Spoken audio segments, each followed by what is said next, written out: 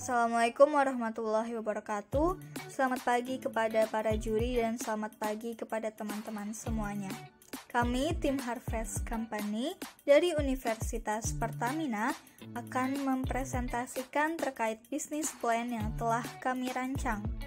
Tim Harvest Company terdiri dari Debita Nostra sebagai CEO, Ica Silalahi sebagai CFO, saya Ruri Nur Hidayah sebagai COO, Muhammad Zidan Asidki sebagai CMO, dan Muhammad Galih Aji Kusuma sebagai CTO. Selanjutnya penjelasan terkait profil perusahaan. Baik, di sini saya akan menjelaskan secara singkat mengenai profil perusahaan kami, yaitu Harvest Company. Jadi Harvest Company adalah perusahaan yang bergerak dalam bidang industri pangan, khususnya dalam penjualan beras dan juga teknologi, dalam membantu pembuatan beras tersebut. Perbedaan perusahaan kami dengan perusahaan industri pangan lainnya adalah perusahaan kami berinovasi dalam penanaman sawah di lapangan indoor dan menyediakan teknologi yang belum ada di Indonesia pada saat ini untuk membantu dalam setiap prosesnya. Kemudian berbicara mengenai logo, nama dari Harvest Company diambil dari bahasa Inggris, yaitu harvest yang artinya memanen, namun kami plesetkan sedikit dari kata vest-nya, V-E-S-T, menjadi kata fast, F-A-S-T, yang berasal dari bahasa Inggris yang berarti cepat, sesuai dengan hasil kinerja perusahaan kami yang didapat dengan cepat. Kemudian pada perusahaan kami memilih logo dengan latar belakang berwarna kuning yang melambangkan kejayaan atau kesuksesan pada perusahaan kami dalam membantu masyarakat di masa mendatang. Sedangkan untuk gambar padi yang berada di tengah lingkaran merupakan simbol dari asal mula produksi beras, dan tulisan Your Future Garden memiliki arti bahwa perusahaan kami bersedia untuk menyediakan sawah yang berinovasi tinggi pada orang-orang yang membutuhkan di masa depan. Kemudian pada visi dan misi perusahaan kami, visi kami yaitu membantu perekonomian Indonesia dengan menjaga stabilitas pangan serta menjadi perusahaan persawahan indoor yang modern dan terpercaya. Kemudian untuk misi kami yaitu yang pertama menciptakan teknologi untuk meningkatkan pertumbuhan ekonomi serta membantu kualitas dan produksi beras di Indonesia.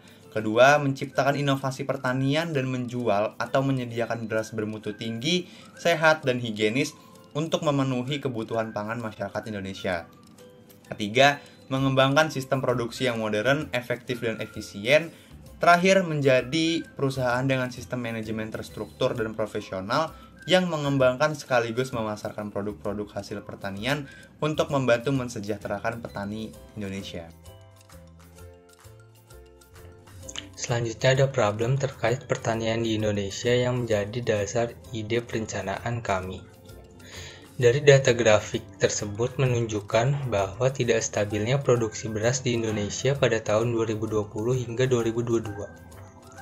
Ketidakstabilan tersebut disebabkan oleh faktor cuaca yang tidak menentu. Faktor cuaca seperti kemarau serta hujan dapat menghambat produksi beras. Selain itu, bencana alam banjir saat musim hujan juga dapat menyebabkan gagal panen. Gabah padi milik petani menjadi rusak dan tanaman padi terendam air. Tidak hanya bencana alam yang dapat menghambat produksi beras, hama seperti tikus, wereng, burung, dan sejenisnya juga dapat menyebabkan gagal panen.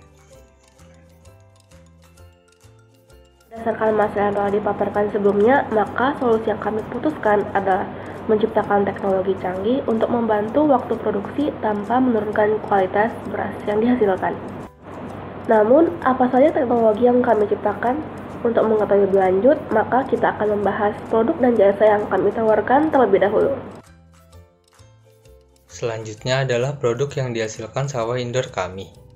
Yang pertama ada beras. Sawah indoor kami menanam berbagai jenis beras, diantaranya yaitu beras putih dan beras merah yang dinutrisi dan dirawat dengan baik sehingga menghasilkan kualitas terbaik. Yang kedua ada pakan ternak. Jerami sisa hasil tanaman padi dapat dijadikan pakan ternak. Menurut penelitian, jerami padi mengandung 84,22% bahan kering, 4,6% protein kasar, 28,86% serat kasar, 1,52% lemak kasar, dan 50,8% bahan ekstrak tanpa nitrogen.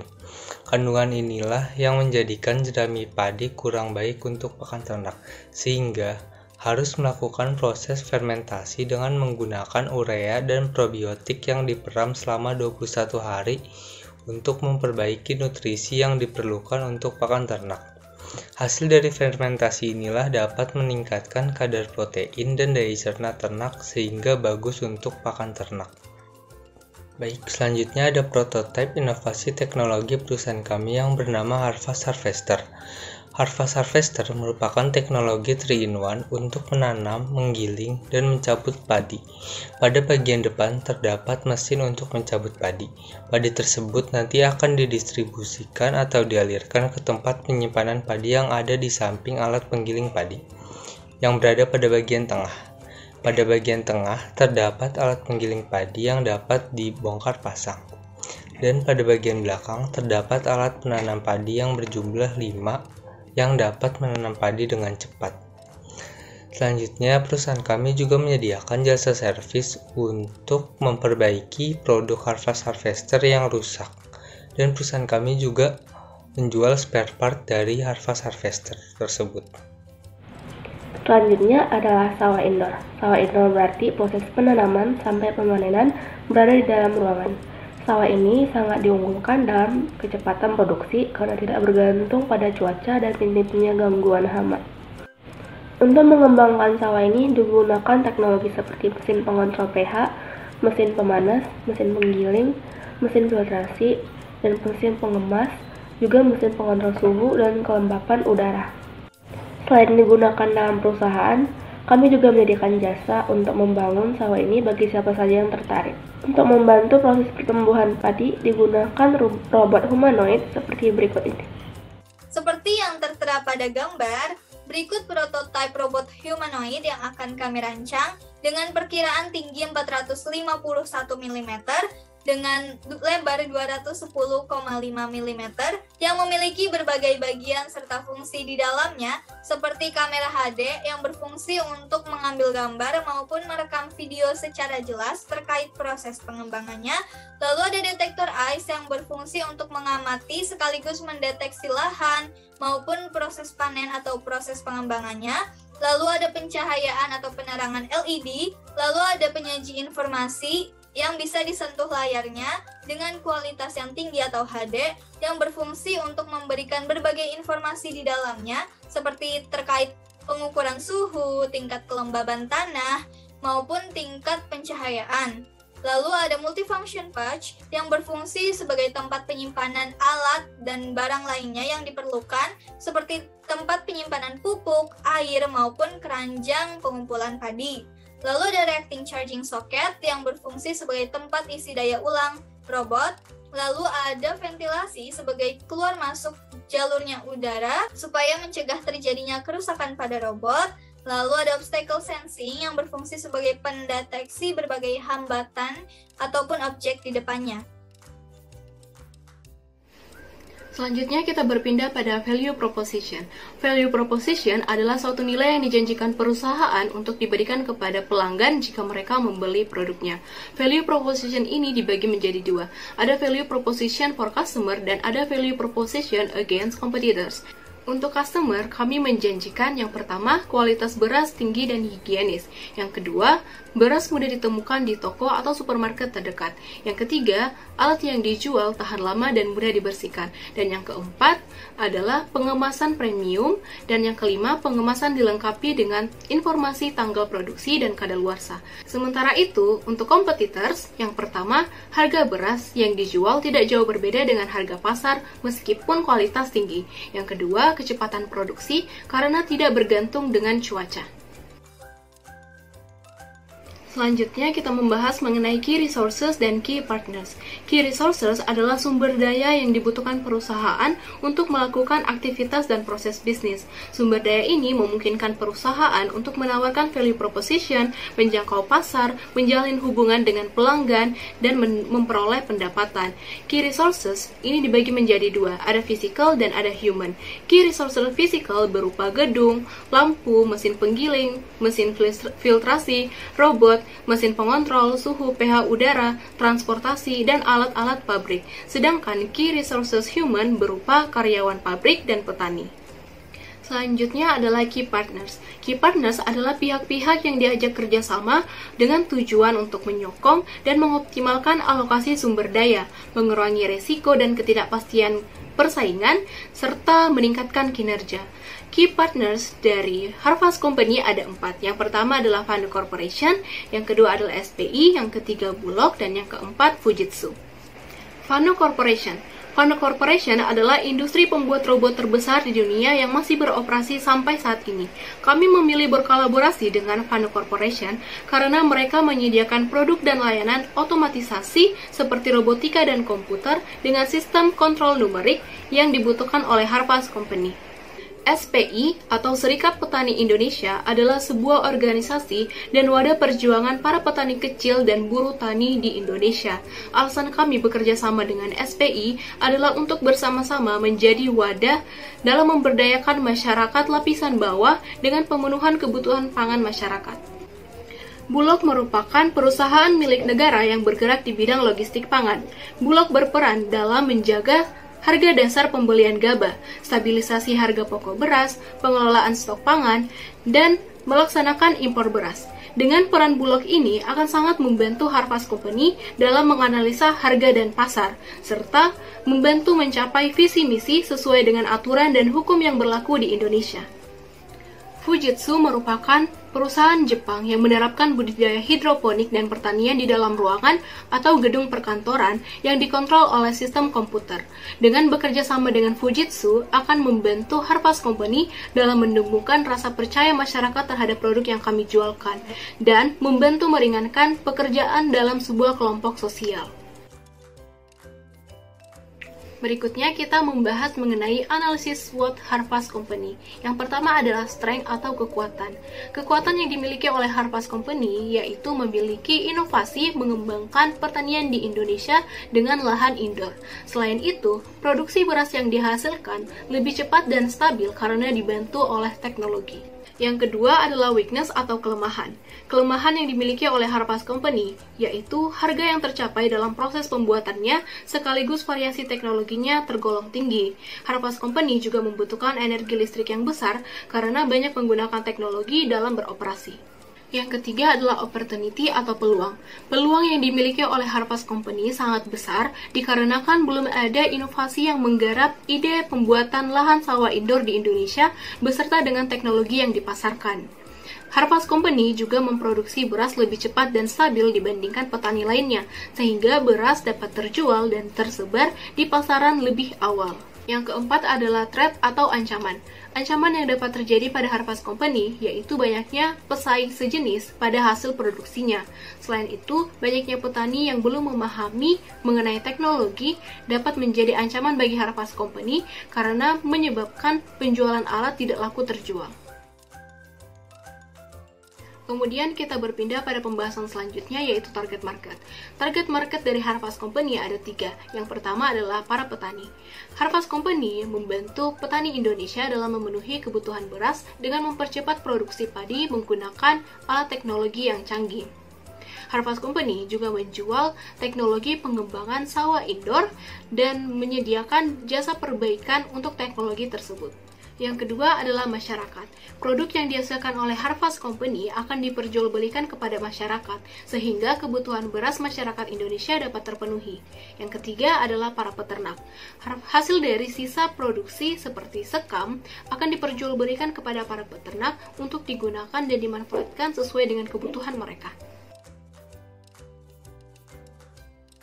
Untuk strategi penjualan dan pemasaran yang akan kami lakukan yaitu yang pertama, kami akan memberikan kesempatan kepada para siswa, mahasiswa maupun masyarakat untuk dapat melakukan studi banding atau kunjungan perusahaan yang bertujuan untuk memperkenalkan Harvest Company serta berbagai prosesnya kepada masyarakat secara luas sehingga masyarakat atau para pelanggan dapat tertarik untuk mengetahui Harvest Company secara lebih dalam.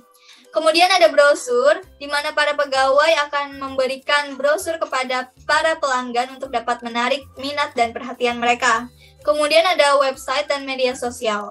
Dikarenakan meningkatnya jumlah pengguna website dan media sosial yang sangat pesat di era teknologi ini, kami akan memberikan informasi terkait Harvest Company, berbagai prosesnya, sekaligus mempromosikan Harvest Company kepada masyarakat melalui website dan media sosial seperti kanal YouTube, Instagram, dan TikTok. Kemudian ada diskon. Harvest Company akan memberikan diskon kepada para pelanggan yang membeli peralatan teknologi dari Harvest Company pada waktu tertentu, seperti pada 10 hari pertama setelah peresmian Harvest Company. Hal ini bertujuan untuk mendorong para pelanggan atau masyarakat yang ingin membeli peralatan teknologi dari Harvest Company dalam jumlah yang lebih besar sehingga dapat meningkatkan penjualan. Kemudian yang terakhir ada influencer. Dikarenakan besarnya pengaruh atau peran influencer kepada masyarakat, maka kami akan menggunakan jasa influencer untuk mempromosikan Harvest Company dengan cara para influencer tersebut turut membuat sekaligus mengelola lahan sawah indoor sendiri di tempat mereka masing-masing. Financial projection dibutuhkan untuk memperkirakan suatu kondisi keuangan di dalam suatu perusahaan di masa yang mendatang. Pertama-tama, kita akan membahas financial projection dari penjualan beras dan pakan ternak. Biaya investasi yang dibutuhkan pada penjualan ini adalah sebesar 62 miliar dengan total fixed cost sebesar 3 miliar dan variable cost sebesar 60 juta yang akan bertambah pada tahun berikutnya sekitar 2 kali lipatnya. Profit yang didapatkan pada tahun pertama adalah sebesar 8,7 miliar, yang pada tahun berikutnya profit akan bertambah seiring berjalannya waktu sehingga pada tahun ke-7 akan didapatkan net profit sebesar 72 miliar yang telah dikurangkan oleh pajak sebesar 10% dari profit yang didapatkan. Tabel kedua adalah justifikasi kelayakan usaha untuk menentukan apakah usaha yang dijalankan layak atau tidak. Yang pertama adalah NPV atau Net Present Value. Ini dibutuhkan untuk memperkirakan suatu kemampuan atau peluang suatu perusahaan dalam mengelola investasi ketika nilai mata uang berubah. Pada perusahaan ini, NPV yang didapatkan adalah sebesar 116 juta dengan hipotesis lebih dari 0, maka keputusan diterima atau usaha ini layak untuk dijalankan. Selanjutnya ada IRR atau Internal Rate of Return yang berfungsi untuk menghitung tingkat efisiensi dari suatu investasi. Pada usaha ini didapatkan IRR sebesar 40% dengan tingkat suku bunga 10%. Berdasarkan hipotesis IRR lebih besar dari 10%, maka kesimpulannya adalah usaha ini layak untuk dijalankan. Selanjutnya adalah payback period yang digunakan untuk mengukur kapan kira-kira perusahaan akan mendapat keuntungan. Berdasarkan analisis kami, payback period yang dibutuhkan untuk usaha ini adalah selama 4 tahun 6 bulan. Kemudian ada profitability index untuk menentukan apakah investasi layak atau tidak layak. Pada perhitungan ini didapatkan profitability index sebesar 2,82 dengan hipotesis profitability index lebih dari 1, maka keputusannya adalah menerima hipotesis atau usaha ini layak untuk dijalankan. Setelah menghitung financial projection dari penjualan beras dan pakan ternak, maka kita akan beralih ke financial projection dari penjualan alat mesin pertanian. Pada tabel ini adalah kondisi usaha dari penjualan alat atau mesin pertanian. Biaya investasi yang dibutuhkan adalah sebesar 5,8 miliar. Pada tahun pertama, profit yang didapatkan adalah sebesar sekitar 2 miliar dengan total fixed cost sebesar 2,8 miliar dan total variable cost sebesar 6,6 miliar. Pada tahun kelima, maka akan didapatkan net profit sebesar 23 miliar yang telah dikurangkan dengan pajak sebesar 10% dari nilai profit. Kemudian kita akan menentukan justifikasi kelayakan usaha. Net present value yang didapatkan adalah senilai 6 miliar, yang berarti usaha penjualan mesin atau alat inovasi ini layak untuk dijalankan dengan IRR sebesar 41%, yang mana lebih dari tingkat suku bunga, maka keputusan adalah diterima. Dengan payback period selama 3 tahun 8 bulan dan profitability index sebesar 2,18. Berdasarkan hasil perhitungan tersebut, maka usaha ini layak untuk dijalankan. Setelah memperkirakan financial projection dari usaha ini, maka kita akan beralih ke jadwal kegiatan. Baik, untuk selanjutnya ada jadwal kegiatan kami. Pada kegiatan pertama ada persiapan pembangunan yang dilaksanakan dari bulan Agustus sampai bulan Oktober 2022.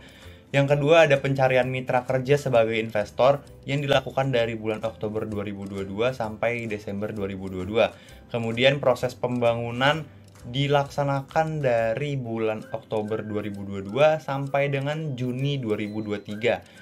Kemudian ada kegiatan promosi yang dilakukan dari bulan Januari 2023 sampai dengan Maret 2023. Selanjutnya ada pemasaran dan penjualan dimulai dari Februari 2023 sampai dengan Juli 2023. Selanjutnya ada evaluasi dilaksanakan per 3 bulan yang dimulai dari bulan Oktober 2022, kemudian Januari 2023, April 2023, dan terakhir Juli 2023.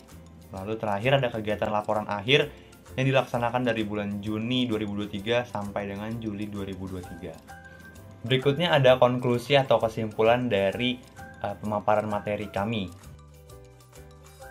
Yang terakhir ada kesimpulan. Poin terkuat dari inovasi produk yang dihasilkan perusahaan kami, yaitu barang dan jasa yang diproduksi oleh perusahaan kami, dapat meningkatkan produksi pertanian di Indonesia. Terutama saat produksi padi mengalami penurunan akibat iklim dan faktor eksternal yang tidak menentu. Dan sawah indoor yang kami buat dapat mengatasi kegagalan panen akibat bencana alam seperti banjir, serta dapat mencegah dari hama yang merusak padi seperti tikus, lereng, burung, dan sejenisnya. Sedangkan untuk mesin 3-in-1 yang kami produksi dapat memudahkan dan mempercepat produksi padi dari menanam hingga menjadi beras. Selanjutnya ada poin terkuat yang dimiliki tim kami, sehingga perusahaan kami dapat berjalan lancar. Tim kami memiliki konsistensi dan semangat dalam mengembangkan bisnis yang akan kami bangun. Selain itu, tim kami memiliki kemauan yang kuat untuk terus belajar menjadi lebih baik. Kami juga memiliki partner seorang petani, sehingga kami bisa melakukan riset dan percobaan mendalam mengenai alat yang kami kembangkan. Sekian presentasi dari tim Harvest Company terkait bisnis plan yang telah kami rancang. Terima kasih telah memperhatikan. Wassalamualaikum warahmatullahi wabarakatuh. Pergi ke pasar beli karung goni. Jangan lupa membeli tas. Yuk beli di Harvest Company. Karena Harvest Company berkualitas. Harvest Company, Your future garden.